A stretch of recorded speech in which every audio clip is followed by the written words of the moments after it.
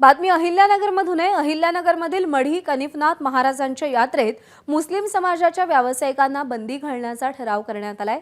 यात्रा काळात मुस्लिम व्यापारी परंपरा पाळत नसल्याचा ग्रामस्थांचा आरोप आहे। मात्र ग्रामसभेचा निर्णय असंविधानिक असून ग्रामपंचायतीवर कारवाई करावी असं निवेदन वंचित बहुजन आघाडी जिल्हाधिकाऱ्यांना देणार आहे अशी माहिती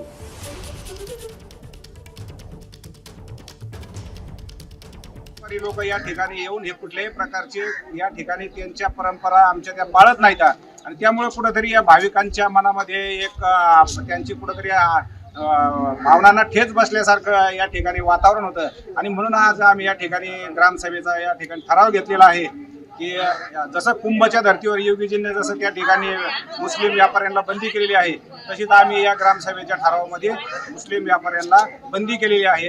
ह्या सगळ्या भावना सगळ्या भाविकांच्या लक्षात घेऊन त्यांचा रोष लक्षात घेऊन गावकऱ्यांचा रोष लक्षात घेऊन काल आम्ही ग्रामसभा बोलवली आणि बहुमताने त्या ठिकाणी तो ठराव पारित झालेला आहे की मुस्लिम समाजाचे कुठलेही दुकान आम्ही मढी यात्रेमध्ये लावू दिले जाणार नाही।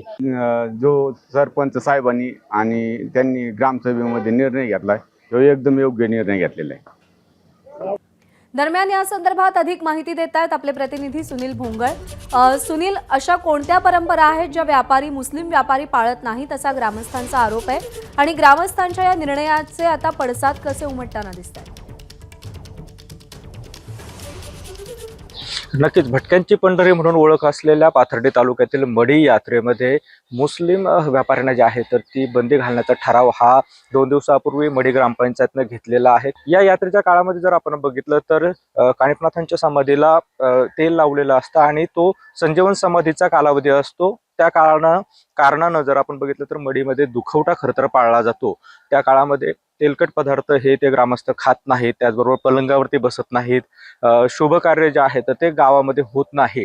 अशा परंपरा ज्या आहेत शेकडो वर्षापासून पाळल्या जात आहेत। मात्र या यात्रेच्या काळामध्ये जे मुस्लिम व्यापारी त्या यात्रेच्या ठिकाणी येतात त्या ठिकाणी ते परंपरा पाळत नाहीत आणि त्यामुळेच असा ठराव जो आहे तर तो ग्रामपंचायतच्या वतीनं घेण्यात आलेला आहे। मात्र या ठरावाला कुठेतरी विरोध देखील होताना आपल्याला पाहायला मिळतो। काय आहे कारण आज जिल्हाधिकारी कार्यालयावरती वंचित बहुजन आघाडीच्या वतीनं सर्व कार्यकर्ते जमा होणार आहेत आणि जिल्हाधिकाऱ्यांना या निर्णयाच्या विरोधामध्ये निवेदन देणार आहेत। सोबतच मढी ग्रामपंचायतीवरती कारवाई व्हावी अशी देखील मागणी जी आहे तर ती वंचित बहुजन आघाडीच्या वतीनं करण्यात येणार आहे। खरं तर 11 वाजता हे सर्व कार्यकर्ते जिल्हाधिकारी कार्यालयावरती जमा होणार आहेत। एकूणच जर बघितलं तर हा संपूर्ण प्रकार जो आहे यामुळे कुठेतरी नवीन वादाला तोंड फुटण्याची शक्यता जी आहे तर ती निर्माण झाली आहे।